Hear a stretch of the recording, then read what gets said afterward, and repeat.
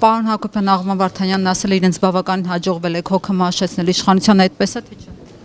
Դուք պետք է Աղվան Վարդանյանին ես բան անեմ,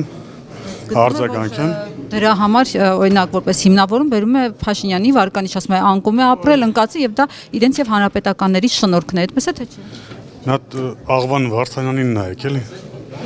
Հենց նայեք։ Ինչ եզրակացության եք դուք գալիս, որ նայում եք։ Մաշելու տեսանկյունից մի հատ նայեք։ Նիհարել է։ Չէ, մաշելու տեսանկյունից։ Քաղաքականապես։ Մաշվել է։ Կամ քոքնա մաշվել։ Որևէ կերպ չեք ընդունում, որ ՔՊ-ի Վարկանիշը անկում է ապրել։